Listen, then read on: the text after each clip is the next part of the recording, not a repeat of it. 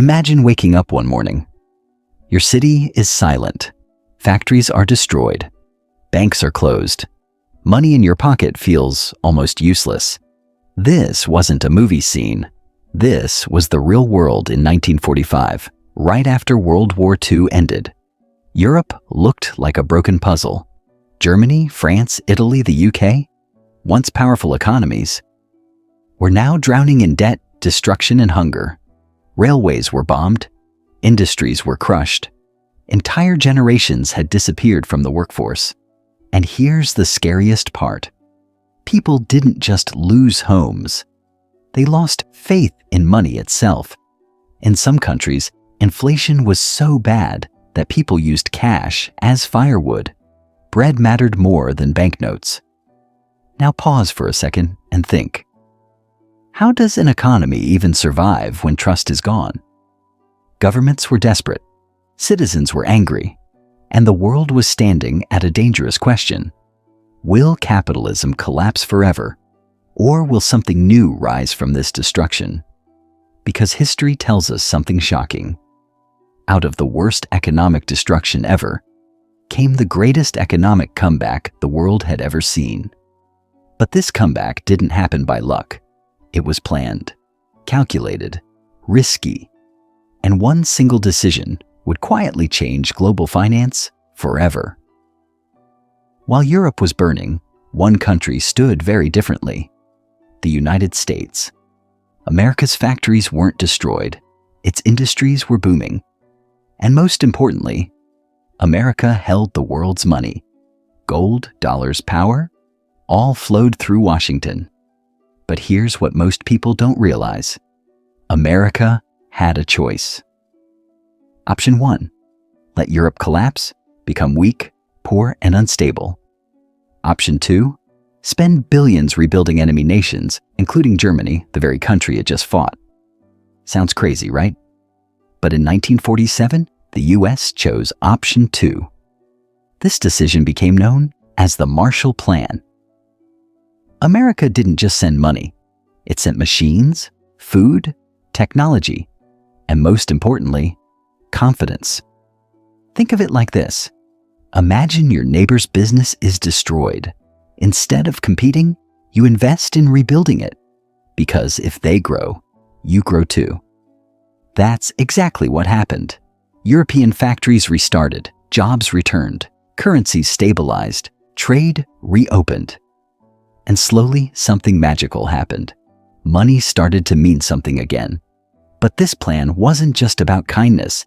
It was about control, influence, and shaping the future of global finance. Because while Europe was rebuilding, a brand new financial system was being born behind the scenes, and this system still controls your money today, whether you realize it or not. While cities were being rebuilt on the surface, something even bigger was happening quietly. The world was redesigning money itself. Before World War II, global finance was messy. Currencies kept collapsing. Countries kept cheating by printing money. Trust between nations was almost zero. So in 1944, even before the war ended, 44 countries met in a small town in the US called Bretton Woods. No cameras, no YouTube, but decisions made there still control your life today. Here's what they agreed on. The US dollar would become the center of global trade. The dollar would be backed by gold. Other currencies would be linked to the dollar. Simple translation: if the dollar was strong, the world was stable. If the dollar collapsed, everything collapsed. And guess who controlled the dollar? America. This was genius. Countries trusted the dollar because America had gold. America gained power because everyone needed dollars. Trade exploded. Investments grew. Confidence returned. It was like rebuilding a broken society by first fixing its money psychology. Factories didn't just produce goods anymore. They produced belief. Belief that tomorrow would be better. But here's the twist most people miss. This system also created winners and losers. Some countries recovered fast. Others stayed dependent. And deep inside this new financial order, a silent imbalance was forming, one that would explode decades later. By the 1950s and 60s, headlines were shocking. Germany, completely destroyed, became an industrial powerhouse again. Japan, nuked and humiliated, turned into a manufacturing giant. Europe entered what economists called the golden age of capitalism. Jobs were everywhere, wages were rising, middle-class families were buying homes, cars, and dreams. This was the era when people believed, if you work hard, life will get better. But pause here, because history always hides its cracks. This prosperity didn't reach everyone equally. Colonies were still poor. Developing nations supplied cheap labor and raw materials. Debt quietly replaced bombs as a new weapon. While rich countries grew rich, many others became financially trapped. And even inside rich nations, governments started spending more than they earned because growth felt guaranteed. Money printing became easier, debt felt harmless, and confidence slowly turned into overconfidence. The post-war system looked perfect, but it was running on borrowed time, because one day America would make a single announcement, and the entire financial world would shake. For years, the world believed one thing: the US dollar equals gold. Countries trusted America because they thought every dollar was backed by real metal sitting in vaults. But here's the uncomfortable truth. America was spending way more than it owned. War in Vietnam, social programs at home, massive government spending. Dollars were being printed faster than gold could support them. Some countries noticed. France, in particular, asked a dangerous question. Can we exchange our dollars for gold? That question shook Washington. Because if everyone asked for gold at once, America wouldn't have enough.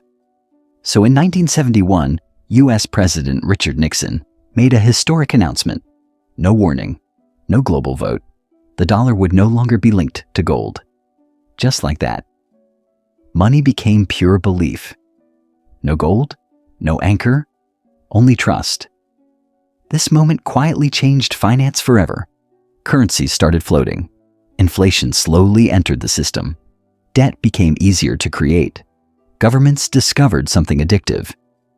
If you control money, you can delay consequences, but delayed consequences always return, and when they do, they return bigger.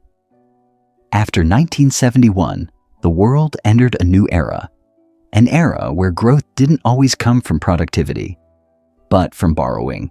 Governments borrowed, companies borrowed, people borrowed, credit cards exploded, housing booms appeared, stock markets kept rising. On the surface, everything looked fine. But underneath, money was losing value slowly. Inflation quietly ate savings. The middle class started feeling pressure. Think about it. Your grandparents could buy a house on one income. Today, two incomes still struggle. That's not coincidence. That's post-war financial evolution. The system that rebuilt the world also trained it to live on debt. And the scariest part? This system hasn't ended. We're still living inside it. Every financial crisis you hear about, 2008 inflation shocks, currency collapses, they're echoes of decisions made decades ago. But the story isn't finished yet, because after destruction and prosperity comes the final question. Can this system survive forever? You might think this is all history. Old wars, old leaders, old systems. But here's the truth. You are living inside a world designed after World War II. Your salary, your taxes, your inflation, your loans. All of it flows from decisions made decades ago.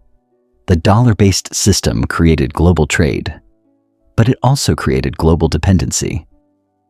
When America sneezes, the world catches a financial cold. Interest rates rise in the US. Emerging markets panic. Dollars become expensive. Countries struggle to pay debt. This is why financial crises today don't stay local. They spread like wildfire. And here's the uncomfortable reality. Governments still rely on the same trick, printing money to buy time. But time always demands payment. That's why people feel, I earn more, but I save less. Life feels expensive even when the economy is growing. This isn't failure. It's the natural outcome of a system built on belief, debt, and confidence. And belief is powerful until it breaks. So what did World War II really teach us? It taught the world how fast economies can collapse and how creatively they can rebuild. From total destruction came highways, factories, middle classes, and global trade. But it also taught us something dangerous. Every financial system has a lifespan. The post-war system rebuilt the world, but it wasn't designed for eternity. Today, we see cracks again. Rising debt, currency wars, digital money, loss of trust. History is repeating, just in a different form. And here's the final lesson. Those who understand financial history are never shocked by financial crises, because money doesn't move randomly. It moves in cycles. The same way destruction once created prosperity. A new transformation is coming. The only question is, will you understand it when it arrives? Or will it surprise you like it surprised the world before World War II? That's why finance history isn't about the past. It's about seeing the future early.